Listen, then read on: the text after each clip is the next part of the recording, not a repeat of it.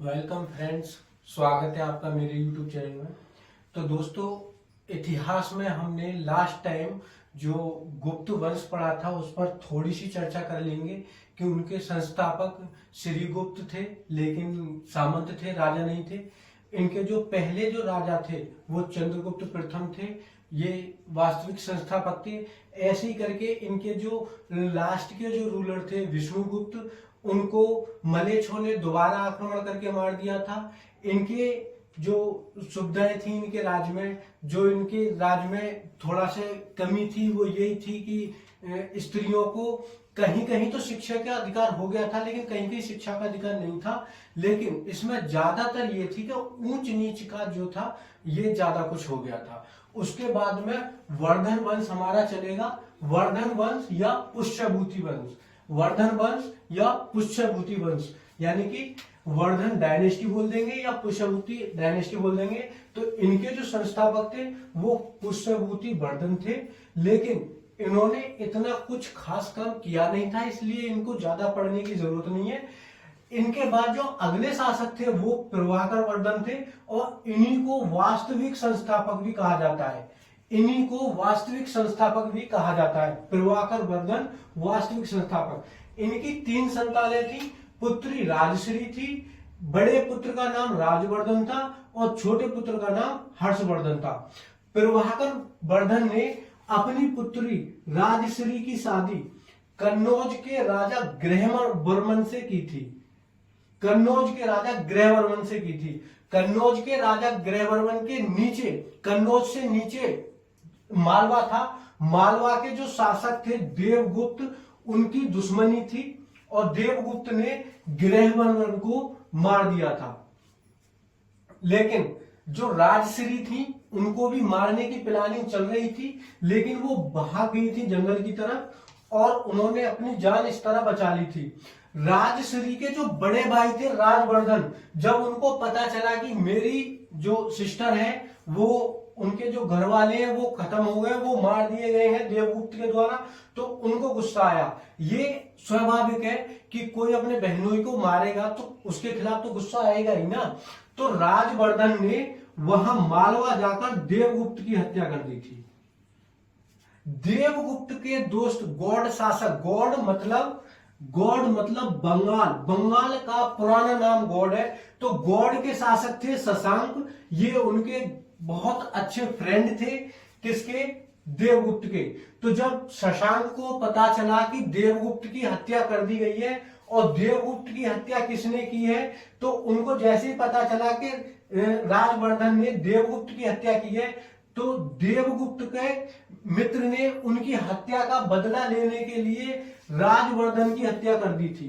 राजवर्धन की हत्या करने के बाद छोटी सी उम्र में ही हर्षवर्धन बंगाल जाते हैं और वहां पर उनके मित्र यानी देवगुप्त के मित्र को सबक सिखाते हैं। बोलते हैं ज्यादा ये फ्रेंडशिप जैसा कुछ चल रहा है, तो इन्होंने शशांक की हत्या कर दी थी और अपने भाई की हत्या का बदला लिया था। अब हर्षवर्धन के पास में एक सबसे बड़ी चुनौती ये थी कि हमारी सिस्टर कहां गई। अपनी सिस्टर को ढूंढने की जो चुनौती थी वो सबसे बड़ी थी। पहले इनकी जो लड़ाई चली है वो थोड़ा मैप के जरिए देख लेंगे। देखो, इनकी जो राजधानी थी थानेश्वर, तो थानेश्वर हमारा हरियाणा और पंजाब के पास की भूमि है, यानी कि यहाँ पे थानेश्वर था। और यहाँ कन्नौज के राजा थे ग्रहवर्मन। इन पर शुरू से ही ग्रह मंडरा रहे थे, जो कि मालवा के राजा। मालवा ये वही है, थोड़ा सा याद करो, जिन्होंने शक शासक को मारकर भगाया था और विक्रमादित्य की उपाधि प्राप्त की थी, और विक्रमी संवत कैलेंडर इन्होंने चलाया था। ये मालवा वही है, लेकिन शासक चेंज हो गए हैं। ये याद रखो, शासक चेंज हो गए हैं। तो जैसे ही इनकी राजधानी थानेसर थी, तो राजश्री को कन्नौज में ग्रहवर्मन के यहां पर ब्याह दिया था, शादी कर दी गई थी। इनकी यहां से दुश्मनी चल रही थी। मालवा के शासक देवगुप्त ने ग्रहवर्मन को मार दिया था, लेकिन जैसे ही राजवर्धन को पता चला तो राजवर्धन ने मालवा के शासक देवगुप्त को मार दिया। इधर गौड़ यानी कि बंगाल के शासक शशांक थे। शशांक को पता चला कि हमारे फ्रेंड चल बसे हैं, तो शशांक यहां आते हैं और राजवर्धन को मार देते हैं। हर्षवर्धन अभी छोटे ही थे किंतु ये इनको मार देते हैं। ये सारी लड़ाई समझ आने वाली बात है। ये थोड़ी सी ही बात थी जो कि सबको समझ आ गई होगी। इसके बाद जो मेन चीज है वो है कि हर्षवर्धन अपनी सिस्टर बहन यानी कि राजश्री का पता कैसे लगाए कि कहां गई है। तो इन्होंने अपनी बहन को खोजने के लिए बौद्ध भिक्षुओं का सहारा लिया। बौद्ध भिक्षुओं में एक का नाम था आतिश दिवाकर। तो आतिश दिवाकर ने बताया कि एक महिला जो पहनावे से किसी बड़े घराने की लगती है वो हमने जंगल में देखी है, और इस प्रकार आतिश दिवाकर की सहायता से बौक्ष विद्यु यानी बौद्ध भिक्षु, जो बौद्ध भिक्षु थे आतिश दिवाकर, इनकी सहायता से हर्षवर्धन ने अपनी बहन को खोज निकाला। वो कैसे पहचान हुई कि ये राजघराने की है, तो वो ड्रेस के हिसाब से पहचान हुई कि ये जो ड्रेस है किसी राजघराने की लड़की या महिला लगती है, ये जंगल में रहने वाली नहीं है। तो वो कौन थे जिन्होंने हर्षवर्धन की बहन को खोजा, तो वो थे आतिश दिवाकर। उसके बाद में बात करें हर्षवर्धन की हॉबीज की, तो हर्षवर्धन को राइटिंग का शौक था। ये पुस्तक लिखते थे। इनकी जो मुख्य पुस्तक है वो नागानंद हो जाएगी। एक नागानंद पुस्तक भी है, दूसरी पुस्तक रत्नावली है। ये हमें कई एग्जाम में देखने मिल गई है, तो यहां पर इसको इंपोर्टेंट नहीं, वेरी वेरी इंपोर्टेंट लिख देंगे। रत्नावली पुस्तक हर्षवर्धन की है, इसको हम लिख देंगे।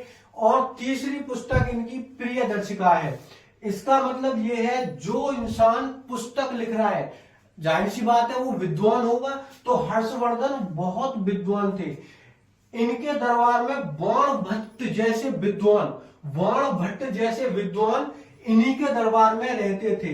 बाण भट्ट की जो विख्यात पुस्तक है वो तो इनकी ही एक जीवनी हो जाएगी, हर्षचरित्र, और वेरी वेरी इंपॉर्टेंट हो जाएगी कादम्बरी।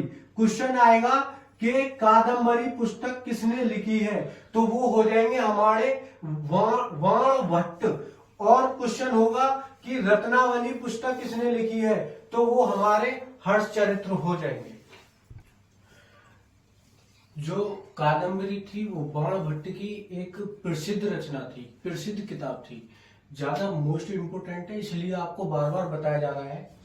एक बार फिर से उधर चलते हैं, जो कि आतिश जो बौद्ध भिक्षु थे आतिश दिवाकर, उन्होंने पता लगाया कि इनकी सिस्टर के रूप में पता नहीं लगा, हर्षवर्धन की सिस्टर के रूप में उनको पता नहीं लगा।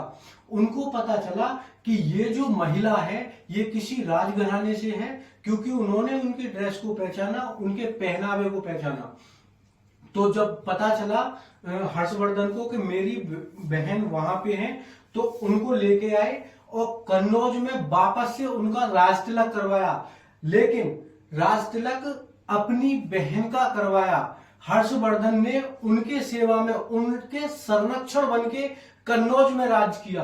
कन्नौज की राजगद्दी पर हर्षवर्धन कभी नहीं बैठे, बल्कि राज हर्षवर्धन ने किया, अपनी बहन राजश्री के संरक्षक बनकर। उसके बाद में इनके दरबार की और इनके काल की बात कर ले रहे हैं। तो चीनी यात्री वेनसांग, जिनकी पुस्तक सीयू की हमने पहले ही बताया था कि पुरातात्विक साक्ष्य क्या है इतिहास को पढ़ने के लिए, तो उसमें आपको बताया था कि विदेशी यात्री और उनकी पुस्तक याद करो। तो वेनसांग जो हमने पढ़ाया था, चीनी यात्री वेनसांग, इनकी पुस्तक सीयू की है। सीयू की को एक बार ऐसे भी लिख लेंगे,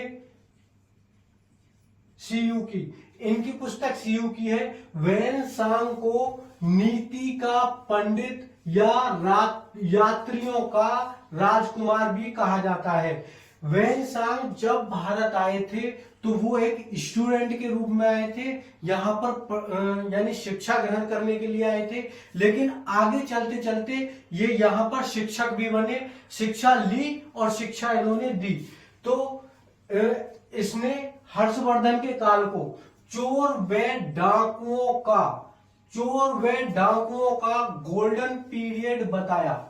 जब ये शिक्षक थे तो इन्होंने हर्षवर्धन के काल को चोर व डाकुओं का गोल्डन पीरियड बताया। इसका मतलब साफ है कि हर्षवर्धन के राज में बिल्कुल भी शक्ति नहीं थी, वो आनंद नहीं था जो राजाओं के राज में होता था। हर्षवर्धन हिंदू धर्म को मानते थे, किंतु महायान शाखा बौद्ध धर्म की शाखा है। जो आपको पढ़ाया था हीनयान और महायान, तो ये महायान शाखा है। उस टाइम बताया था कि महायान बहुत प्रचलित हुई थी। तो हिंदू धर्म की मान्यता प्राप्त, यानी मानते तो हिंदू धर्म को थे, लेकिन महायान शाखा के प्रति, महायान शाखा की शिक्षा लेने के प्रति इनका झुकाव बहुत अधिक था।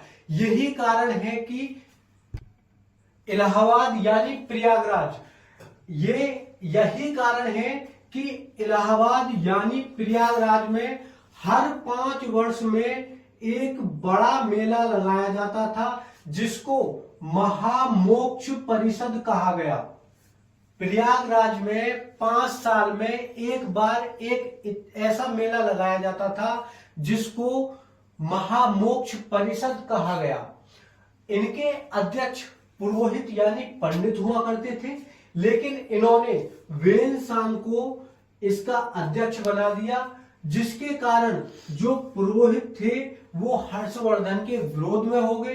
क्योंकि किसी को भी अपना अपमान, यानी कि आप सोचिए किसी स्टेटस पर आप हैं, कल को कोई विदेशी सीबीएसई वाला आ जाए और वो आपके स्टेटस को यानी कि जो आपकी जगह है वो खुद की जगह बना ले, तो आप इससे जो बनाएगा उससे तो आप विरोध में नहीं जाएंगे, लेकिन जो आपकी जगह उसको देगा जबरदस्ती, उसके विरोध में जरूर हो जाएंगे। तो जो पुरोहित थे, जो पंडित थे, वो हर्षवर्धन के विरोध में आ गए। लेकिन एक बार वेनसांग की अध्यक्षता में, जब ये वेनसांग उसके चेयरपर्सन थे, तो उनकी अध्यक्षता में ये मेला इतना भव्य हुआ कि इतिहासकारों ने इसको 5वीं बौद्ध संगीति की संज्ञा दे दी। 5वीं बौद्ध संगीति की संज्ञा किसको दी गई? तो वो है हर्षवर्धन के द्वारा आयोजित मेला, जिसको महामोक्ष परिषद कहा जाता है। उसके अध्यक्ष वेनसांग थे। एक बार ऐसे इनका राज चल रहा था, कहीं युद्ध पाठ हुए नहीं थे। इनको पता था कि बहुत दिन हो गए गौड़ शासक शशांक को मारे हुए, तो इनके मन में एक बार ये उठा कि हम पुलकेशिन, यानी पुलकेशिन थे दक्षिण भारत के चालुक्य शासक थे पुलकेशिन, तो पुलकेशिन जब चालुक्य शासक पुलकेशिन द्वितीय से इनका युद्ध हुआ, तो वो एक बार देखेंगे नर्मदा नदी, यानी कि ये नर्मदा नदी है, तो यहां पर ये थे हर्षवर्धन और यहां पर चालुक्य शासक पुलकेशिन द्वितीय थे। तो जब ये यहां से आगे बढ़ रहे थे, तो इन्होंने यहीं पर आकर इनको मार दिया, मतलब सॉरी मारा तो नहीं था लेकिन हरा दिया था। तो इन्होंने इसका जो विवरण दिया है, किसने? पुलकेशिन द्वितीय ने ऐहोर अभिलेख में लिखा है कि मैं चालुक्य शासक पुलकेशिन द्वितीय, या लिखा है कि मैं दक्षिण भारत का शासक पुलकेशिन द्वितीय ने हर्षवर्धन को हरा दिया था, नर्मदा नदी के तट पर हरा दिया था। ऐसा विवरण ऐहोर अभिलेख में दिया गया है। हर्षवर्धन की मृत्यु 647 ईसा पूर्व हो जाने के बाद इसकी मृत्यु को युग परिवर्तन की संज्ञा दी गई, क्योंकि इन्होंने शादी तो नहीं की थी, इसीलिए इनका वंश आगे नहीं चल पाया। युग परिवर्तन की संज्ञा इसीलिए दी गई थी कि इनकी मृत्यु के बाद जो नॉर्थ इंडिया है उसका जो राजनीतिक राजनीतिक जो क्षेत्र था उसको राजनीतिक अस्थिरता आ गई थी वहां पर, जिसको राजनीतिक शून्य की स्थिति भी कहा गया। राजनीतिक शून्य की स्थिति का मतलब है कि कोई बड़ा या प्रतापी राजा नहीं रह गया था, और ये बहुत बड़ा मौका मिला था कि उत्तर भारत से विदेशी आक्रमण किया जाए, और विदेशियों ने आक्रमण किया भी। इसके बाद ये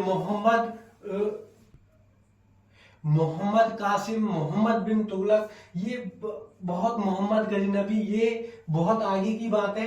अभी 200 के करीब लगभग 200 साल, पूरी नहीं, अभी यहां पर ऐसा ही रहा कि कोई राजा बना कोई नहीं बना, यानी कि बहुत ज्यादा ये हम अभी देखेंगे। लेकिन इसको देखने से पहले अगर हम इनके तुरंत बाद जो उत्तर भारत में आक्रमण हुए वो पढ़ने लग जाते हैं, तो हम एंटर तो कर जाएंगे मुस्लिम राज्य में, मुस्लिम शासक में, लेकिन हमको आनंद भी बहुत आएगा वो चीज पढ़ने में। लेकिन अगर ये हम पढ़ने लगे तो जो दक्षिण भारत के राजा थे, जैसे कि आपको ये बताया चालुक्य शासक, तो ये भी चालुक्य भी दो थे, चालुक्य वातापी, चालुक्य कल्याणी, पल्लव, राष्ट्रकूट, ये जो सब शासक थे ये छूट जाएंगे। अभी 200 के करीब यहाँ पर यही ऐसा चलेगा, कोई आ गया कोई गया कोई आ गया।